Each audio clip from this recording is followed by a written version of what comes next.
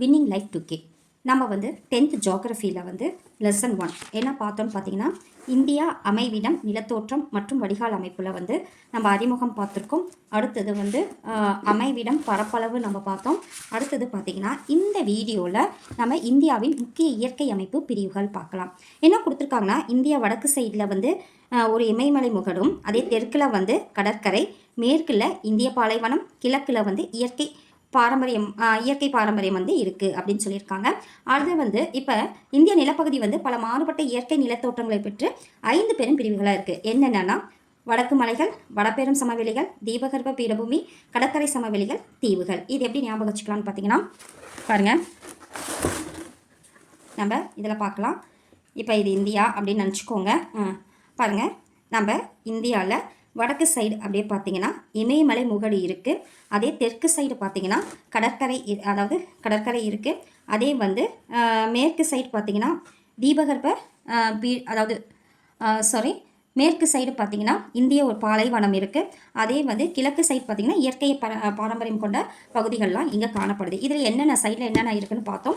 அடுத்தது பார்த்தீங்கன்னா 5 பெரும் பிரிவுகள் வந்து இருக்குது. என்னென்னா இங்கே ஃபஸ்ட்டு வடக்கு மலைகள். இங்கே வந்து இந்தியாவில் வந்து வடக்கு மலைகள் இருக்குது. அப்போ இந்த வடக்கு மலை தான் வந்து இமயமலைன்னு சொல்கிறாங்க. அது கீழே வந்து சமவெளிகள் இருக்குது. அதை வடபெரும் சமவெளின்னு சொல்லுவாங்க. அதுக்கு கீழே பார்த்தீங்கன்னா தீபகற்ப பீடபூமி இருக்குது. இதெல்லாம் வந்து பார்க்குறோம். அடுத்தது இங்கே பார்த்தீங்கன்னா கடற்கரை பகுதிகள் இருக்குது. அப்போ வந்து கடற்கரை சமவெளிகள் வந்து நம்ம பார்ப்போம். அடுத்தது பார்த்தீங்கன்னா தீவுகள். இங்கே எண்டில் வந்து தீவுலாம் இருக்குது. அந்தமான் நிக்கோபார் தீவு, இதெல்லாம் தீவுகள் இருக்குது. இத்தனை 5 பெரும் பிரிவுகளை கொண்டது தான் இந்தியாவோட அமைப்பு. இப்போ ஃபஸ்ட்டு நம்ம என்ன பார்த்தோம்? வடக்கு மலைகள் பார்த்தோம். ஃபஸ்ட்டு சொல்லிடுறேன், அப்புறம் புக்கில் வந்து நான் காட்டுறேன். இப்போ பாருங்கள், இது ஃபஸ்ட்டு வந்து நம்ம வடக்கு மலைகளை பற்றி பார்க்க போகிறோம். வடக்கு மலைகள் அப்படிங்கிறது இதுதான். இந்த வடக்கு சைடில் இருக்கிறதுனால வடக்கு மலைகள் சொல்கிறாங்க. இதுதான் வந்து இமயமலையை தான் வடக்கு மலைன்னு சொல்கிறாங்க. இது பார்த்தீங்கன்னா இளமையானது, அப்புறம் மிக உயரமானதும் கூட. ஏன் இளமையானது அப்படின்னு பார்த்தீங்கன்னா பக்கமாக வந்து சில மில்லியன் ஆண்டுகளுக்கு முன்பு தான் வந்து இது உருவானுச்சு அப்படிங்கிறாங்க. இது எப்படி உருவானுச்சுன்னா புவி இருக்க, அதாவது பூமி, அது வந்து மேலோடு வந்து மடித்து வந்து மடிப்பு மலையாக ஆணுச்சு அப்படின்னு சொல்கிறாங்க. அப்போ மடிப்பு மலை அப்படிங்கும் போது இந்த மடிப்பு மலை தொடர்லேயே பழமையானது அப்படின்னு பார்த்தீங்கன்னா உலகத்திலேயே பழமையானது அப்படின்னு பார்த்தீங்கன்னா ஆரவல்லி மலைத்தொடர் தான் வந்து உலகத்திலேயே பழமையான மடிப்பு மலைத்தொடர் அப்படின்னு ஞாபகம் வச்சுக்கலாம். அடுத்தது பார்த்தீங்கன்னா இப்போ வடக்கு மலைகளை பற்றி பார்க்குறோம். ஜென்ரலாக வடக்கு மலைகளை பற்றி பார்க்குறோம். இது பார்த்தீங்கன்னா அடுத்தது பார்த்தீங்கன்னா இப்போ இங்கே சிந்து பள்ளத்தாக்குலேருந்து இங்கே பிரம்மபுத்திரா பள்ளத்தாக்கு வரைக்குமே 2500 கிலோமீட்டர்ஸ் வந்து இருக்குது. பாருங்கள், 2500 கிலோமீட்டர்ஸ் வந்து நீளம் இருக்குது. இது பார்த்தீங்கன்னா இங்கே வந்து சிந்து பள்ளத்தாக்கா, அப்போ இங்கே காஷ்மீர் பகுதியில் எவ்வளோ அகலம் இருக்குன்னா 500 கிலோமீட்டர் அகலம் இருக்குது. அதே வந்து அருணாச்சல பிரதேசத்தில், இங்கே வந்து அருணாச்சல பிரதேசம் இருக்குமா, இங்கே வந்து 200 கிலோமீட்டர் அகலம் இருக்குது. அடுத்தது பார்த்திங்கன்னா இங்கே வந்து ஒரு என்ன சொல்கிறாங்கன்னு பார்த்தீங்கன்னா பாமீர் முடிச்சின்னு இருக்குது. அதுதான் உலகின் கூரை. பாமீர் முடிச்சு, இதுதான் உலகின் கூரைன்னு சொல்கிறாங்க. இது பார்த்திங்கன்னா மத்திய ஆசியாவில், இப்போ வந்து ஆசியா கண்டத்தில் தான் நம்ம இருக்கோம். அப்போ இந்த ஆசியா கண்டத்தில், அப்போ ஆசியாவில் வந்து நிறைய மலைத்தொடர்கள் இருக்குது.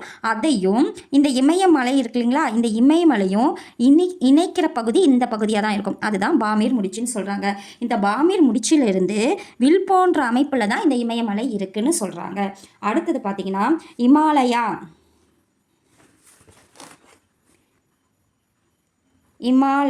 அப்படிங்கிறது சமஸ்கிருத சொல்.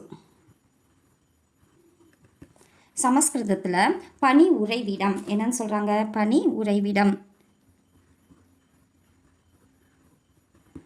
அப்படிங்கிற மீனிங்கில் அபார்ட் ஆஃப் ஸ்னோ அப்படின்னு சொல்கிறாங்க. இது அப்படியே என்னது இங்கிலீஷில்? அபார்ட் ஆஃப் ஸ்னோன்னு சொல்கிறாங்க. இது 3 பிரிவுகள் இருக்குது. இப்போ நம்ம பார்த்தது வந்து ஒன்ஸ் அகைன் நான் திரும்ப சொல்கிறேன். வடக்கு மலைகள் அப்படின்னு பார்த்தீங்கன்னா இமயமலை தான். இமயமலை வந்து இளமையானது, சில மில்லியன் ஏன் இளமையானது உயரமானதுன்னு சொல்கிறாங்கன்னா சில மில்லியன் ஆண்டுகளுக்கு முன்னாடி தான் இருந்தது. அது வந்து புவியோட மேல் அடுக்கு வந்து அப்படியே மடித்து வர்றதுனால இது மடிப்பு மலைத்தொடர்னு சொல்கிறாங்க. அப்போ உலகில் மிக பழமையான மலை மடிப்பு மலைத்தொடர்னு பார்த்திங்கன்னா ஆரவழி மலைத்தொடர் தான். இப்போ அடுத்தது பார்த்திங்கன்னா நம்ம இமாலயாவுக்கு வரலாம். இது வந்து எங்கேருந்து இருக்குன்னா சிந்து பள்ளத்தாக்குலேருந்து பிரம்மபுத்திரா பள்ளத்தாக்கு வரைக்கும் இருக்குது. எத்தனை கிலோமீட்டர்னா 2500 கிலோமீட்டர். இங்கே வந்து ஜம்மு அண்ட் காஷ்மீரில் எவ்வளோ அகலம் இருக்குன்னா 500 கிலோமீட்டர் அகலத்தில் இருக்குது. இதே வந்து அருணாச்சல பிரதேசில் 200 கிலோமீட்டர் இதில் இருக்குது. அப்போ ஆசியா கண்டத்தில் பல மலைத்தொடர்கள் இருக்கும். அதுவும் இந்த இமயமலையும் இணைக்கிற ஒரு இடம் தான் வந்து பாமீர் முடிச்சுன்னு சொல்கிறாங்க. அதுதான் உலகின் கூரைன்னு சொல்கிறாங்க. இந்த முடிச்சிலிருந்து வில் போன்ற அமைப்பில் வர்றது தான் வந்து இமயமலையா அப்படின்னு சொல்கிறாங்க. இது 3 பெரும் பிரிவுகளை இருக்குது. இது பாருங்கள், அது என்னன்னு பார்க்கலாம். 3 பெரும் பிரிவுகளை இருக்குது.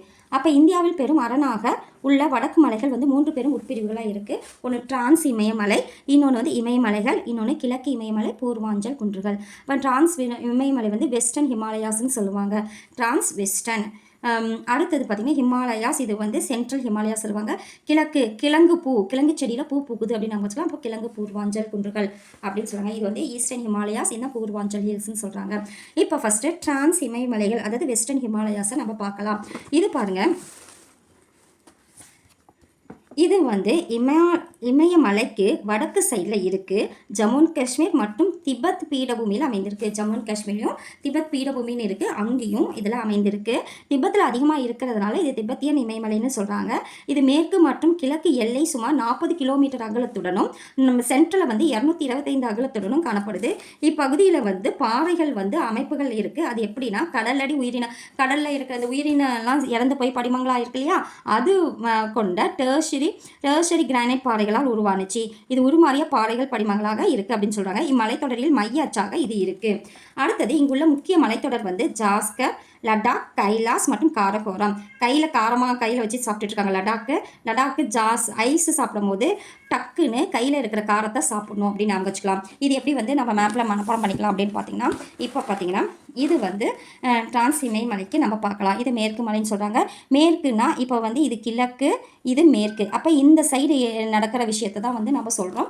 அப்போ இந்த சைடு என்னென்ன நடக்குதுன்னு பார்த்தீங்கன்னா, இமயமலைக்கு இங்கே இமயமலைனா அதுக்கு வடக்கு சைடில் இருக்கிறது தான் இந்த டிரான்ஸ் இமயமலை. அப்போ வடக்கு சைடுனா இங்கே வந்து ஜம்மு அண்ட் காஷ்மீரும் இருக்கும், அப்புறம் திபெத்தியன் பீடபூமி இருக்குது. இது ரெண்டும் சேர்ந்தது தான் இந்த மேற்கு இமயமலைன்னு சொல்கிறாங்க. அப்போ இந்த திபெத்தில் அதிகமாக இருக்கிறதுனால இந்த மலையை வந்து திபெத்தியன் இமயமலைன்னு சொல்கிறாங்க. திபெத்தியன் இமயமலைன்னு சொல்கிறாங்க. இப்போ இது பார்த்திங்கன்னா இது மேற்கு கிழக்கு. இப்போ இந்த சைடு இருக்குங்களா, மேற்கு கிழக்கு எல்லையில் எவ்வளோ கிலோமீட்டர்ஸ் கொடுத்துருவாங்க, 40 கிலோமீட்டர்ஸ்லும் சென்ட்ரலில் 225 கிலோமீட்டர்லையும் இங்கே காணப்படுது, அகலத்துடன் காணப்படுது. இங்கே வந்து நிறைய பாறைகள் இருக்குது. அந்த பாறைகள் எப்படின்னா கடலடி உயிரின படிமங்களால் யாருன்னா டெர்ஷரி பாறை கிரைனைட் பாறைகள்லாம் இங்கே அதிகமாக இருக்குது. முக்கியமாக இங்கே இருக்க மலைத்தொடர் என்ன ஞாபகம் வச்சுக்கலன்னா ஜாஸ்கர், லடாக், அடுத்தது கைலாஸ், காரகோரம். இது எப்படி ஞாபகம் வச்சுக்கலாம்னா டிரான்ஸ் இமயமலை, டிரான்ஸ்னாவே இந்த சைடு ஞாபகம் வச்சுக்கிட்டா இங்கே ஐஸு வந்து டக்குன்னு சாப்பிடும் போது சாப்பிட்டுட்டு கையில் இருக்க காரத்தையும் சாப்பிடணும், இல்லைன்னா சளி பிடிச்சிக்கும் அப்படின்னு ஞாபகம் வச்சுக்கலாம். அடுத்தது பார்த்திங்கன்னா நம்ம இமயமலையை பற்றி பார்க்கலாம். ஒரு தட்டி பார்த்துக்கலாம். புக்கில் பாருங்கள், இமயமலை இருக்குது. இது வடக்கு மலைகளில் மையப்பகுதி. வடக்கு மலைனா இமயமலை சொல்லுவாங்க இல்லையா. இப்போ நம்ம பார்த்தது மேற்கு இமயமலை மேலே பார்த்தோம். அடுத்தது வந்து வடக்கு பகுதியில் இருக்கிற சென்ட்ரலில் இருக்க பகுதியை தான் இமயமலைன்னு சொல்கிறாங்க. இது பார்த்திங்கன்னா இளம் மடிப்பு மலையாகும். இளமையானது மடிப்பு மடித்து இருக்கிறதுனால மடிப்பு மலையாகும். இது பார்த்திங்கன்னா வடக்கில் இருந்த யுரேஷியான்னு சொல்லுவாங்க. அந்த யுரேஷியா பகுதியும் தெற்கில் இருக்கிற கோண்டுவானா பகுதியையும் ஒன்றோடு நோக்கி ஒன்று நகர்ந்துகிட்டே இருக்கும் போது நடுவில் இருக்க டெட்டிஸ் கடல் வந்து மடித்து அது வந்து இமயமலையாக உருவானுச்சு. இது பல மலைத்தொடர்களை உள்ளடக்கியதுன்னு சொல்கிறாங்க. அப்போ இங்கே பாருங்கள், இது பாருங்கள், வடக்கு மலைகளில் வந்து வடக்கு மலைன்னு தான் இமயமலை, அதில் இந்த ஏரியாவை தான் இமயமலைன்னு சொல்கிறாங்க. இது வந்து மையப்பகுதியாக இருக்குது. இது என்னது மையப்பகுதியாக இருக்குது. இது வந்து இங்கே மேலே வந்து யுரேஷியா பகுதியையும் கீழே இருக்கிற கோண்டுவானா பகுதியும் நெரிசலாக வந்துக்கிட்டு இருக்குது. நடுவில் தெத்திஸ் கடல் வந்து மடிக்கப்பட்டு இந்த மலையாக வந்து உருவானுச்சு. இங்கே வந்து பல மலைத்தொடர்கள் இருக்குதுன்னு சொல்கிறாங்க. இதை வந்து 3 பிரிவுகளாக பிரிக்கிறாங்க. இது 3 பிரிவுகளாக பிரிக்கிறாங்க. ஒன்று, பெரிய மலை இமயமலை வந்து இமாத்ரி டி அப்படின்னு ஞாபகம் வச்சுக்கலாம். அடுத்தது சிறிய இமயமலை வந்து இமாச்சல் சா அப்படின்னு வச்சுக்கலாம். அடுத்தது வெளி இமயமலை வந்து சிவாலிக் இந்தலி. இதை கொஞ்சம் ஞாபகம் வச்சுக்கலாம். அடுத்தது ஒன்றா பார்க்கலாம். அடுத்தது பாருங்கள், ஃபஸ்ட்டு பெரிய இமயமலை பார்க்கலாம். பெரிய இமயமலையை பற்றி நம்ம பார்க்கலாம். இப்போ பார்த்தீங்கன்னா இது வந்து சிறிய இமயமலை இருக்குது இல்லைங்களா. இப்போ பெரிய இமயமலை இருக்குது. இது வந்து அதாவது இப்படி இருக்குதுன்னு வச்சுக்கோங்களேன். நான் இதாக சொல்கிறேன் பாருங்கள். சிறிய இமயமலைக்கு வடக்கே உயர்ந்து அதாவது இங்கே சிறிய இமயமலைனா இது வந்து வடக்கு சைடில் உயர்ந்து காணப்படுது, செங்குத்தாக உயர்ந்து காணப்படுதுன்னு வச்சுக்கலாம். இது பார்த்திங்கன்னா சராசரி அகலம் வந்து இப்போ பெரிய இமயமலைனா இது பெருசு, அப்போ பெருசு, இது வந்து செங்குத்தாக இருக்குது. அப்போ பெரிய இமயமலை பார்த்திங்கன்னா சராசரி அகலம் வந்து 25 கிலோமீட்டர் இருக்குது. இதோட உயரம் பார்த்திங்கன்னா 6000 மீட்டர் இருக்குது. இது ஞாபகம் வச்சுக்கலாம். சிறிய இமயமலைக்கு வடக்கு சைடில் இது பெரிய இமயமலை இருக்குது. அதோட அகலம் பார்த்திங்கன்னா 25 கிலோமீட்டர் அகலத்துடனும் உயரம் வந்து 6000 மீட்டர் உயரத்துடனும் காணப்படுது. இங்கே சிறிய இமயமலை மற்றும் சிவாலிக் குன்றுகளை ஒப்பிடும் போது இந்த இடத்துல வந்து குறைவான மழைப்பொழிவு இருக்குது. அப்புறம் குறைவான பௌதீக சிதைவுன்னு சொல்லுவாங்க.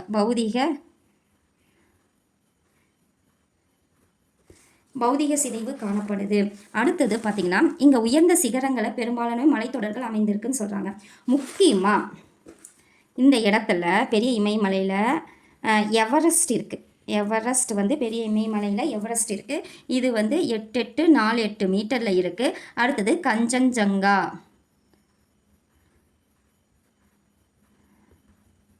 இது பார்த்திங்கன்னா 8859 அப்படிங்கிற மீட்டரில் வந்து இது காணப்படுது. இந்த எவரெஸ்ட் வந்து எங்கே அதிகமாக காணப்படுதுன்னா நேபாளத்தில். எவரெஸ்ட் வந்து எங்கே இருக்குன்னா நேபாளம். ஏன்னா இங்கே நியர் தானே வந்து பெரிய மலை. அப்போ எவரெஸ்ட் எங்கே இருக்குன்னா நேபாளத்தில் காணப்படுது. அதே மாதிரி கஞ்சன்ஜங்கா வந்து நேபாளம் மற்றும் சிக்கிம், ஏன்னா இந்த ஏரியாவில் இருக்கிறது தான் கஞ்சன்ஜங்கா. அப்போ நேபாளம் மற்றும் சிக்கிமில் இருக்குது. அப்போ இந்தியாவில் இருக்கிறது வந்து கஞ்சன்ஜங்கா. இதுதான் வந்து பார்த்திங்கன்னா. அப்புறம் இங்கே பாருங்கள், இது மற்ற மலைத்தொடர்களை விட தொடர்ச்சியான மலைத்தொடராக இருக்குது. இது என்னது பெருசு அப்படின்னாவே தொடர்ச்சியானதாக இருக்கும். இங்கே எப்போதும் நிரந்தரமாக பனி சூழ்ந்து காணப்படுறதுனால இங்கே வந்து நிறைய ஆறுகள் காணப்படும். என்னென்னா கங்கோத்ரி, யமுனோத்ரி, அடுத்தது சியாச்சின். இந்த பனி ஆறுகள் காணப்படுது. பாருங்கள், புக்கில் நம்ம ஒரு தாட்டி பார்த்தலாம். அப்புறம் இமயமலையில் 9 சிகரங்கள் இருக்குது. உலகில் மொத்தம் 14 சிகரங்கள் இருக்குது. அது 9 சிகரங்கள் வந்து இந்த இமயமலையில் தான் இருக்குது. பாருங்கள் பெரிய இமயமலை இமாத்ரியில் பார்த்தீங்கன்னா சிறிய இமயமலைக்கு வடக்கு சைடில் இருக்குது, செங்குத்தாக இருக்குது. சராசரி அகலம் 25 கிலோமீட்டர், சராசரி உயரம் 6000 மீட்டர். இது சிறிய இமயமலை மற்றும் சிவாலை கம்பேர் பண்ணும்போது குறைவான மலைப்பகுதி இருக்குது. பௌதிக சிதைவும் குறைவாக காணப்படுது. அடுத்தது பார்த்தீங்கன்னா இங்கே வந்து எவரெஸ்ட் சிகரமும் கஞ்சன்ஜங்காவும் காணப்படுது. எவரெஸ்ட் சிகரம் 8848 மீட்டரில் இருக்குது. கஞ்சன்ஜங்கா 8859 மீட்டரில் இருக்குது. இது நேபாளத்தில் மட்டும் இருக்குது. கஞ்சன்ஜங்கா தான் நேபாளத்திலையும் சிக்கிம்லையும் காணப்படுது. அடுத்தது பார்த்திங்கன்னா உலகத்தில் மிக உயரமான சிகரங்கள் வந்து நிறைய 14 உயரமான சிகரங்கள் இருக்குது. அதில் 9 சிகரங்கள் வந்து இந்த இமயமலையில் இருக்குது. அடுத்தது பார்த்திங்கன்னா தொடர்ச்சியான மலைத்தொடர் வந்து பெரிய இமயமலையில் இருக்குது. அடுத்தது இங்கே வந்து பனி சூழ்ந்து காணப்படுறதுனால பனியாறுகள், என்னென்ன பனியாறுகள் இருக்குன்னா கங்கோத்ரி, யமுனோத்ரி, சியாச்சின் அப்படிங்கிற பனியாறுகள் இங்கே காணப்படுது. அடுத்தது சிறிய இமயமலை பற்றி பார்க்கலாம். ஒரு தாட்டி புக்கில் பார்த்துட்டு நம்ம போடலாம். இமயமலையில் மத்திய மலைத்தொடர் சென்ட்ரலில் இருக்கிறது தான் வந்து சிறிய இமயமலை. இதன் சராசரி அகலம் 80 கிலோமீட்டர். அதே வந்து உயரம் பார்த்திங்கன்னா 3700லேருந்து 4500 வரைக்கும் வந்து இருக்குது, வேறுபடுது. இங்கே வந்து பாறைகள், நம்ம இமயமலையில் பாறைகள் இருக்குது, கடலடி பாறைகள் அப்படின்னு நம்ம படித்தோம் இல்லைங்களா, அந்த மாதிரி பாறைகள் இருக்குதுன்னு நம்ம பார்த்தோம். அது என்னென்ன பாறைகள்னால் வெண்கற்பாறைகள், சுண்ணாம்பு பாறைகள் மற்றும் மணற்பாறைகள் இத்தொடரில் காணப்படுது. ஏன் வந்து நகரமயமாதல் காடுகள் அழிக்கிறதுனால இது வந்து அதிக மழைப்பொழிவு நிகழ்வின் காரணமாக மண்ணெரிப்பு ஏற்படுது. இந்த காரணத்துக்காகலாம் மண்ணெரிப்பு இந்த சென்ட்ரலில் வந்து பண்ணுது. இம்மலைத்தொடரில் பீர்பாஞ்சல், தல்வாதா, மகாபாரத், அதாவது மகாபாரத் வந்து பீர்பாஞ்சல், அஞ்சலில் தவ்லதார், அஞ்சலில் போதால் தாவி தாவி போகும் மகாபாரத்துக்கு அப்படின்னு ஞாபகம் வச்சுக்கலாம். மலைகள் காணப்படுது. புகழ்பெற்ற கோடை வாழிடங்கள் இங்கே தான் இருக்குது. சிம்லா, முசோரி, நைனிடால், அல்மோரா, ராணிகட், டார்ஜிலிங் அப்படிங்கிற மலைத்தொடர்கள் இங்கே காணப்படுது. இதை வந்து நம்ம இது மேப்பில் பார்க்கலாம் பாருங்கள். இப்போ நம்ம பெரிய இமயமலை பார்த்தாச்சு. அடுத்தது வந்து இங்கே இப்போ பெரிய இமயமலை பார்த்தாச்சு. இப்போ சென்ட்ரலில் இருக்கிறது அதுதான் சின்ன இமயமலை. இது வந்து அகலம் வந்து 80 கிலோமீட்டரும், அதே வந்து இதோட உயரம் வந்து 3700 4500 வரைக்கும் காணப்படுது. இங்கே வந்து பாறைகள் காணப்படுது. என்னென்னா வெண்கற் பாறைகள், அது சுண்ணாம்பு பாறைகள், அடுத்தது பார்த்திங்கன்னா மணற்பாறைகள், சுண்ணாம்பு மணற்பாறைகள் இங்கே காணப்படுது. அப்புறம் இந்த ஏரியாவில் வந்து நிறையா வந்து நகரமயமாக்கல் இருக்கிறதுனால, காடுகள் அழிக்கிறதுனால, மண்ணரிப்பு இருக்கிறதுனால இதெல்லாம் நிறைய மழைப்பொழிவு ஏற்படுது. அது அடுத்தது பார்த்திங்கன்னா மழைப்பொழிவு, அதனால் வந்து மண்ணரிப்பு ஏற்படுதுன்னு சொல்கிறோம். இங்கே வந்து மலைத்தொடரில் நிறைய மலைகள் காணப்படுது. என்ன மலைத்தொடர்கள் பார்த்திங்கன்னா பீர்பாஞ்சல், அது வந்து மலைகள், பீர்பாஞ்சல், அடுத்தது தௌலதார், மகாபாரத், இந்த மலைகள் வந்து காணப்படுது. அடுத்தது பார்த்திங்கன்னா இந்த மலைகள் காணப்பட்டால் கண்டிப்பாக மலை சைடு தான் வந்து கோடை வாழிடங்கள்லாம் காணப்படும். அது என்னென்னா சிம்லாவுக்கு போகிறேன் அப்படின்னு சொல்லுவாங்களா, அப்போ சிம்லா இங்கே தான் காணப்படுது. சிம்லா, முசோரி, அடுத்தது நைனிடால், அல்மோரா, ராணிகட், டார்ஜிலிங். இது எப்படி ஞாபகம் வச்சுக்கலாம்னா டாலாட்ட இருக்கிற அல்மோரா வந்து ராணி ஆகிறதுக்கு டார்லிங்னு கூப்பிட்றாங்க. முசோரி சிம்லாவில் இருக்கிற ஒரு டாலை அல்மோரா எடுத்துக்கிட்டு நீ தான் ராணி டார்ஜிலிங் அப்படின்ட்டு கொஞ்சறாங்க அப்படின்னு ஞாபகம் வச்சுக்கலாம். அடுத்தது இதுதான் வந்து சிறிய இமயமலைகள் அல்லது இமாச்சல் அப்படின்னு பார்க்கலாம். அப்போ சிறிய இமயமலைனா இங்கே தான் வந்து நிறைய மலைகள் காணப்படும். நகரமயமாக்குறது, அப்புறமே நிறைய காடுகள் அழிக்கிறதுனால மழை பொழிவு காரணமாக மண்ணரிப்பு ஏற்படுது. நிறைய மலைகள் இருக்குது. பீர்பாஞ்சல், தல்வாதா, மகாபாரத்னு இங்கே வந்து நிறைய கோடை வாழிடங்கள் காணப்படுது. என்னென்னா சிம்லா, முசோரி, நைனிடால், அல்மோரா, ராணிகட், டார்ஜிலிங். அடுத்தது பார்த்திங்கன்னா வெளி இமயமலை சிவாலிக் பாருங்கள். அடுத்தது வெளி இமயமலை சிவாலிக் அப்படிங்கிறத பார்க்கலாம். இது பார்த்திங்கன்னா ஜம்மு அண்ட் காஷ்மீர்லேருந்து அஸ்ஸாம் வரைக்கும் பரவியிருக்கு. ஜம்மு அண்ட் காஷ்மீர், அஸ்ஸாம் வரைக்கும் பரவியிருக்கு. இது வந்து ஒரு பகுதி ஆறுகளால் உருவாக்கப்பட்ட படிகளால் இருக்குது. இது உயரம் பார்த்திங்கன்னா 900 மீட்டர்லேருந்து 1100 மீட்டர் வரைக்கும் இருக்குது. சராசரி பார்த்திங்கன்னா 1000 மீட்டர் வரைக்கும் உயரம் காணப்படுது. இது வந்து மேற்கு சைடில் பார்த்திங்கன்னா மேற்கில் 50 கிலோமீட்டர் அகலமும், கிழக்கில் 10 கிலோமீட்டர், இங்கே வந்து 50 கிலோமீட்டர் அகலமும், இங்கே 10 கிலோமீட்டர் அகலமும் காணப்படுது. இது தொடர்ச்சியற்ற, நம்ம வந்து பெரிய இமயமலை வந்து தொடர்ச்சியான இமயமலைன்னு பார்த்தோம்னா, இங்கே வந்து தொடர்ச்சி அற்ற இமயமலை இது இருக்குது. அதே மாதிரி இங்கே பார்த்தீங்கன்னா குறுகலான நீண்ட பள்ளத்தாக்குகள்லாம் இங்கே காணப்படுது. பள்ளத்தாக்கெல்லாம் வந்து காணப்படுது. அப்புறம் பார்த்திங்கன்னா சிறிய இமயமலைக்கும் வெளிப்புற இமயமலைக்கும் நடுவில் வந்து காணப்படுது. கிழக்கு பகுதி வந்து என்னன்னு சொல்கிறாங்கன்னா 2 இயர்ஸ் கிழங்கு வந்து 2 இயர்ஸ் கழிச்சு தான் அறுவடை பண்ண முடியும். இது மேற்கு பகுதி பார்த்திங்கன்னா தூண்கள், மேலே வந்து கல்லெல்லாம் போட்டக்கூடாது, அப்போ தூண்கள் அப்படின்னு குடியிருப்பு வளர்ச்சிக்கு ஏற்றதாக இருக்குது. இந்த இதுதான் இப்போ வெளி இமயமலை சிவாலிக் இமயமலை பற்றி நம்ம பார்க்குறோம். இது வந்து ஜம்மு அண்ட் காஷ்மீர்லேருந்து அசாம் வரைக்கும் இருக்குது. மேக்ஸிமம் உயரம் பார்த்திங்கன்னா 900லேருந்து 1100 மீட்டரு. இதோட சராசரி 1000 மீட்டரு. மேற்கு சைடு 50 கிலோமீட்டரும், கிழக்கு சைடில் 10 கிலோமீட்டரும் அகலம் காணப்படுது. தொடர்ச்சியற்ற மலைத்தொடராக இருக்குது. இது வந்து கிழக்கு சைடு 2 இயர்ஸ்னு சொல்லுவாங்க, வந்து மேற்கு சைடு வந்து தூண்கள்னு சொல்லுவாங்க. இது வந்து குடியிருப்புக்கு வளர்ச்சிக்கு ஏற்றதாக இருக்குது. இதுதான் பார்த்திங்கன்னா வெளி இமயமலை சிவாலிக். அடுத்தது பூர்வாஞ்சல் பார்க்கலாம். பூர்வாஞ்சல் கிடையாது, பூர்வாஞ்சல்னா இந்த சைடில் இருக்கிற இமயமலை தான் வந்து பூர்வாஞ்சல் சொல்லுவாங்க. இது வந்து கிழக்கு கிளைன்னு சொல்லுவாங்க. கிழக்கு கலை வடகிழக்கு மாநிலங்கள், இது வந்து ஃபுல்லாகவே வடகிழக்கு மாநிலங்களில் பரவி இருக்குது. இது வந்து பெரும்பாலான குன்றுகள் வந்து இந்த சைடு வந்து மியான்மர் மற்றும் இந்திய எல்லையில் எல்லைகளுக்கிடையே காணப்படுது. மற்ற மலைகள் எல்லா குன்றுகளும் இந்தியாவில் உட்பகுதியில் காணப்படுது. இங்கே இருக்கிறது வந்து இப்போ வடகிழக்கு மாநிலங்கள் தான் 4, 6 எல்லாம் அடிப்பாங்க. அதை ஞாபகம் வச்சு அதோட குன்றுகள் வந்து பார்க்கலாம். பார்த்திங்கன்னா டாப்பில் 6 தானே அடிப்பாங்க. ஆனால் இங்கே இருக்கிறீங்க டாப்பில் அபோர் அடிப்பாங்க, 4 அடிப்பாங்க. அது வந்து அது மிஸ் ஆயிடுச்சுன்னா காயம் ஏற்படும், காய்பம் ஏற்படும். எதனால் பட்காபம் ஏற்படுதுன்னா நாகா வந்து அங்கே சுற்றிட்டுருக்கனால காயம் ஏற்படும். நாகா வந்து ஏன்னா நாகம்னாவே மாணிக்கம் சொல்லுவாங்களா, அப்போ மாணிப்பூர் அப்படிங்கிற இடத்துல இருக்குது. அடுத்தது மாணிப்பூர் வச்சிட்ருக்கு, அதனால் மிக்கீர் அது முக்குதுன்னு நமக்கு சொல்லலாம். முக்குன்னா காரோ இது நமக்கு தெரியும் இல்லையா, 3 இதுவும் சேர்ந்து மழைப்பொழிவுகள் அதிகமாக இருக்குது அப்படின்னு. அப்போ காரோ, காசி, ஜெயந்தியா இந்த குன்றுகள் அனைத்தும் பூர்வாஞ்சல் மலைகள்னு சொல்கிறாங்க. அப்போ பூர்வாஞ்சல் குன்றுகள் பற்றி என்ன பார்க்குறோம், இது கிழக்கு கிளைகள், இது வடகிழக்கு மாநிலங்கள் அதிகமாக காணப்படுது.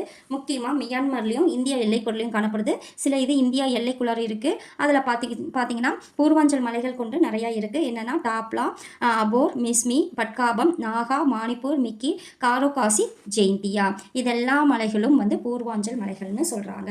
அடுத்தது ஃபைனலாக இமயமலையின் முக்கியத்துவம் பார்க்கலாம். அங்கே இமயமலையின் முக்கியத்துவம் தென்மேற்கு பருவக்காற்றை தடுத்து வட இந்தியா பகுதிக்கு தென்மேற்கு பருவக்காற்று அடிக்குமா, அப்போ வந்து அந்த காற்றை தடுத்து வட இந்திய பகுதியில் கனமழையை வந்து கொடுப்பது எதுன்னா இமயமலை தான். கனமழையை கொடுக்குது, தென்மேற்கு பருவக்காற்றுனால அடிச்சுட்டு போயிடுமா, ஆனால் இந்த இமயமலை அப்படி போகாமல் நமக்கு கனமழையை கொடுக்குது. அடுத்தது இந்திய துணை கண்டத்தின் இயற்கை அரணாக இருக்கிறது இமயமலை. அடுத்தது பார்த்தீங்கன்னா வற்றாத நதிகளின் பிறப்பிடமாக இருக்குது. சிந்து, கங்கை, பிரம்மபுத்திரா என்ற பிற ஆறுகள் வந்து இருக்குது. இயற்கை அழகின் காரணமாக வடக்கு மலைகள் வந்து வடக்கு மலைகள் தான் பார்த்தீங்கன்னா சுற்றுலா பயணிகளின் சொர்க்கமாக இருக்குது. வடக்கு மலைகள் நேரத்து வந்து இமயமலை தான் சொல்கிறாங்க. பல கோடை வாழிடங்களும் புனித தலங்களான அமர்நாத், கேதார்நாத், பத்ரிநாத் மற்றும் வைஷ்ணவி தேவி வந்து வைஷ்ணவி தேவி என்ற கோயில்களும் பல பௌத்த, சமண, சீக்கிய, புனித தலங்களும் இம்மலையில் காணப்படுது. அடுத்தது பார்த்தீங்கன்னா வனப்பொருட்கள் சார்ந்த தொழில்களுக்கு மூலப்பொருள் அளிக்குது. மத்திய ஆசியாவிலிருந்து வீசும் கடும் குளிர்காற்றை தடுத்து இந்தியாவை குளிரிலிருந்து பாதுகாக்குது. இமயமலை பல்லுயிர் மண்டலத்தின் பெயர் பெற்றவை. இதெல்லாம் தான் இமயமலையின் முக்கியத்துவம். கடைசியாக பாருங்க, இதை வந்து நம்ம பார்க்கணும். காரக்கோரம் கணவாய் வந்து ஜம்மு அண்ட் காஷ்மீர் ஜில்லுன்னு இருக்குமா, அப்போ காரமாக சாப்பிடணும், காரக்கோரம். அடுத்தது ஜொசிலா கணவாய், ஜிப்சிலா கணவாய், இது ரெண்டும் பார்த்தீங்கன்னா இமாச்சல பிரதேசம். சல்னு ஜொசிலா வந்து இது போட்டுட்டு வராங்க, கொலுசு போட்டுட்டு வராங்க. ஜிப்கிலா எங்கே கீழே வந்து போட்டுட்டு வராங்க. ஷீலா வந்து கீழே வந்து இமாச்சல் சல்னு சைனை போட்டு வராங்க. அடுத்தது பொம்மிடிலா கணவாய் வந்து அருணாச்சல பிரதேசம். அருணாச்சல பிரதேசத்துக்கு போ, அருணாச்சலம் வந்து சிவனை பார்க்க போ, பொம்மிடிலா. அடுத்தது நாதுல்லா ஜிலிப்லா வந்து சிக்கிம். நாக்கில் வந்து பல்லில் தான் சிக்கும், ஆனால் இங்கே நாக்கில் சிக்குது சிக்கிம். அப்படி ஜெலிப்லா வந்து அது சிக்கனாவே உடம்புலாம் ஜெலிச்சு அப்படி சிலுத்துருமாங்களே, அப்போ ஜெலிப்லா வந்து இல்லையா. ஜெல்லி வந்து சிக்கிடுச்சு நாக்கில் அப்படின்னு நம்ம வச்சுக்கலாம். இம்மலைகள் வந்து முக்கிய கணவாய்களாக இருக்குது. பாகிஸ்தானையும் ஆப்கானிஸ்தானையும் இணைக்கும் கணவாய் வந்து கைபர் கணவாய். பாகிஸ்தானும் ஆப்கானிஸ்தானும் ஆப்போசிட்டில் இருக்குது, அப்போ அது கையில் தான் இருக்குது பக்கத்தால். அடுத்தது பாகிஸ்தானில் உள்ள போலன் கணவாயும் இந்திய துணைக்கண்டத்தில் உள்ள முக்கிய கணவாயகம். பாகிஸ்தானில் வந்து என்ன இருக்குது, போலன் கணவாய் இருக்குது. இதுதான் வந்து இமயமலைகளை பற்றி நம்ம இந்த வீடியோவில் பார்த்தாச்சு. நெக்ஸ்ட் வீடியோவில் வளம்பெறும் சமவெளிகள் பார்க்கலாம். இந்த வீடியோ கண்டிப்பாக உங்களுக்கு பயனுள்ளதாக இருக்கும்னு நினைக்கிறேன். பிடிச்சிருந்தா லைக் பண்ணுங்கள். நன்றி.